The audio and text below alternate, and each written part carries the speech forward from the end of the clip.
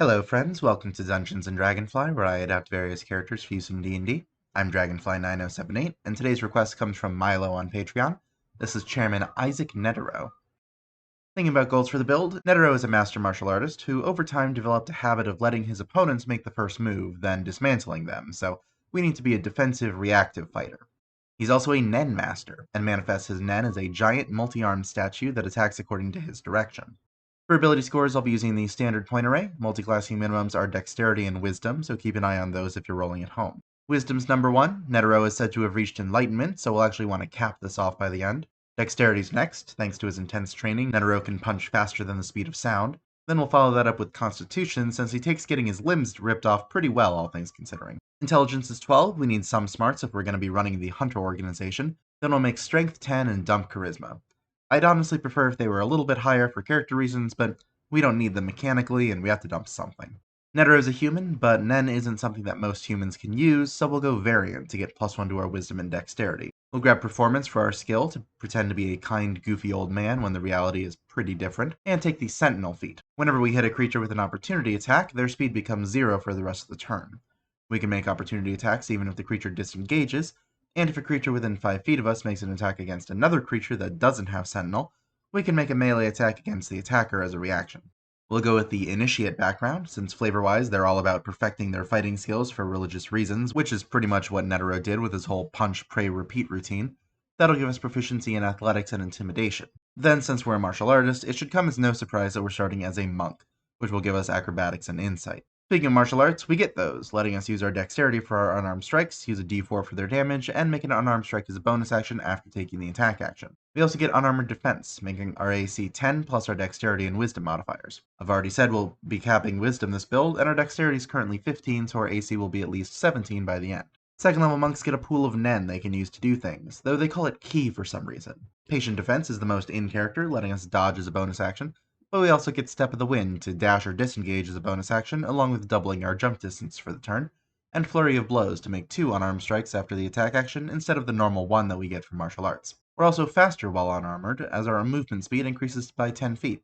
Fitting in with our defensive fighting, we can deflect missiles with our reaction, reducing the damage of an incoming ranged attack by 1d10 plus our monk level and dexterity modifier, as we swat it out of the air with the arms of our astral self. As a bonus action, we can spend a key point to summon the arms, dealing force damage equal to 2 of our martial arts dice to creatures of our choice within 10 feet if they fail a dexterity save. The arms stick around for 10 minutes, and while they're out, we can use our wisdom in place of our strength for strength-based checks and saves, and we can use the arms to make unarmed strikes. Those can use wisdom instead of strength or dex, deal force damage, and if we're attacking on our turn, they have an extra 5 feet of reach. 4th level monks can slow fall, reducing any falling damage by 5 times our monk level, and with quickened healing, we can use our action and 2 key points to heal ourselves for a roll of our martial arts die, plus our proficiency. We'll also pick up the Polearm Master feat. That lets us attack with the butt of a quarterstaff, glaive, halberd, or spear as a bonus action after using the weapon for our attack action. We don't care about that. The main thing we want this for is the second bit, which says that enemies provoke opportunity attacks when they move into our reach if we're wielding one of those weapons. Obviously, Netero doesn't generally do that, but it doesn't say we have to use that weapon for the opportunity attack, just that we have to be wielding it. So I can see Netero just holding a quarterstaff and making opportunity attacks with the arms of his Nen construct when an enemy gets within 5 feet. We do want to use a quarterstaff or a spear for this, since it does provoke when an enemy moves into our reach with that weapon, and those have a reach of 5 feet, just like our astral arms, at least when it's not our turn. Our martial arts die goes up to a d6 at 5th level, we get extra attack to attack twice per turn, and Stunning Strike, letting us burn a key point when we hit a creature to stun them for a turn if they fail a Constitution save. This doesn't have to be on our turn, by the way, so we can use this when we hit with an opportunity attack. And if they do manage to avoid our attack, we can use Focused Aim, burning between 1 and 3 key points to add 2 to the attack roll per key point we spend, possibly turning it into a hit. We do have a lot of arms after all, one of them is bound to connect. Our speed increases by a further 5 feet at 6th level, our non-astral arm unarmed strikes count as magical for overcoming damage resistances, and we can summon the Visage of our astral self by spending a key point as a bonus action, which we can combine with the same bonus action we use to summon the arms. The Visage also lasts 10 minutes and gives us advantage on insight and intimidation checks, as well as letting us see normally in all darkness out to 120 feet, both normal and magical, plus while it's out we can whisper directly to a creature within 60 feet so only they can hear, or amplify our voice so everyone within 600 feet can hear. 7th level monks have Stillness of Mind, as our enlightenment lets us end an effect of charming or frightening on ourselves as an action, and Evasion, letting us take only half damage from a failed dex save and none on a success, if we'd normally take full damage on a fail and half on a success. Then we'll round off our Dexterity and Constitution with our 8th level ASI. We can run on walls and liquids at 9th level, though we fall after we move if we aren't somewhere we can stand. Then at 10th level we get another 5 feet of movement and immunity to diseases and poisons. Our martial arts die bumps up to a d8 at 11th level, and we can summon our astral self's body, with no action required if we have both the arms and the visage active.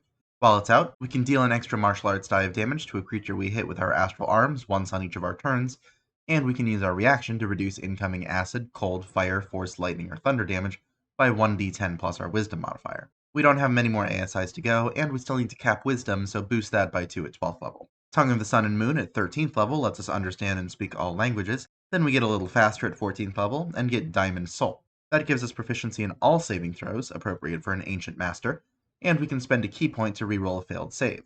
15th level monks get Timeless Body, making it so we don't need to eat or drink and don't suffer the negative effects of aging, so we're just as tough at 120 as we were at 60.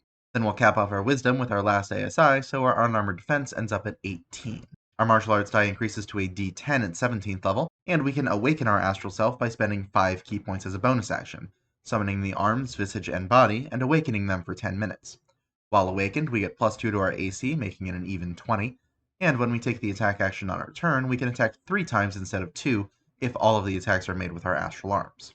Now we could keep going with Monk, but as far as I know, Empty Body at 18th level is not something Netero can do, so we're going to switch gears and dip into Cleric, specifically the Knowledge domain.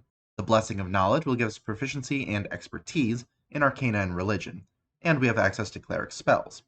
Clerics, of course, prepare from their entire list, but we do have Command and Identify permanently prepared thanks to our domain. For cantrips, guidance and resistance add a d4 to our or an ally's ability check or saving throw respectively, and Sacred Flame blasts an enemy with Radiant Net, dealing 4d8 radiant damage if they fail a dexterity save, which they can't benefit from cover for. We do get other Nen abilities as well, like Shield of Faith to boost our AC to 22 if we also have our Astral Self awakened, and old favorites like Bane, Bless, and Detect Magic. We're still not done multiclassing though, so we'll jump over to Ranger, giving us proficiency in Perception and Favored Foe. A number of times per day equal to our proficiency, we can mark a creature when we hit it with an attack roll, dealing an extra 1d4 damage both when we mark it and the first time we hit it on each turn afterward. The marking lasts for up to a minute, but it is concentration based, so it doesn't stack with, say, Shield of Faith. And a big part of being a hunter is exploration, so we're a natural explorer. In addition to a bunch of benefits to overland travel, we have advantage on initiative rolls, we ignore difficult terrain, and on our first turn during combat, we have advantage on attacks against creatures who haven't acted yet. Our capstone is the 2nd level of Ranger for a fighting style. Tunnel Fighter lets us enter a defensive stance as a bonus action that lasts until our next turn. While in our stance, making opportunity attacks doesn't use up our reaction, so we can make as many as we, have the opportunity to. We can also use our reaction to make a melee attack against a creature that moves at least 5 feet while within our reach, so even if a creature just circles around us and doesn't leave our threat range, we can still smack them. Bear in mind that this reaction does not count as an opportunity attack, so it doesn't reduce their speed thanks to Sentinel. And we're using the Spell-less Ranger, so we get 2 maneuvers and 4 superiority dice to fuel them. The main one I want is Pushing Attack, which adds a superiority die to the damage of our attack, and forces the attack target to make a strength save or be pushed back 15 feet if they're large or smaller. And we'll also pick up Grappling Strike. When we hit a creature with a melee attack on our turn, we can use a bonus action to try to grapple them, adding the superiority die to our athletics check. Remember, if we have our astral arms out, we can use our capped off wisdom for that grapple instead of our lackluster strength, so it's a lot more likely to succeed. Now that we're done, how'd we do? Well, we are nearly impossible to engage in melee combat if we're all set up. If anyone gets within 5 feet of us, we can make an opportunity attack. If we hit, which is likely since we're using a capped ability score, and can add up to +6 if we would miss, we can stun them so they can't do anything more, or knock them back 15 feet while also reducing their speed to 0 so they can't approach again. And if they do make their saves, they have to hit our 22 AC, and they're in melee range where we can make 5 attacks in a round. And yeah, the whole wait and see thing works really well for us, because we are durable as hell. We have a respectable 134 HP, the aforementioned 22 AC, Diamond Soul with Evasion, immunity to poison, self-healing with either our key or just cure wounds from our cleric levels, and damage reduction for both ranged attacks and energy damage. On the other hand, if we roll poorly, we can chew through our key pretty quickly, plus we only have 2 spell slots and 4 superiority dice, so the longer a fight goes on, the worse it's going to get for us, assuming the enemy can hold out longer. Our key and our superiority dice do refresh on short rests, so that's something, but the spell slots, we will only get 2 per day. And this is more of a flavor thing, but I'm a little bummed that I couldn't get anything for the poor man's rose. I'm not too bothered since that's a piece of equipment that he doesn't actually use himself since it only goes off after he dies, but it still would have been nice to have. Ah well. And that's Netero. I hope you enjoyed the build. If you have any feedback or suggestions for characters you'd like to see me build, please let me know. Thanks again to Milo for the request, and thank you all for watching, friends. I will see y'all later.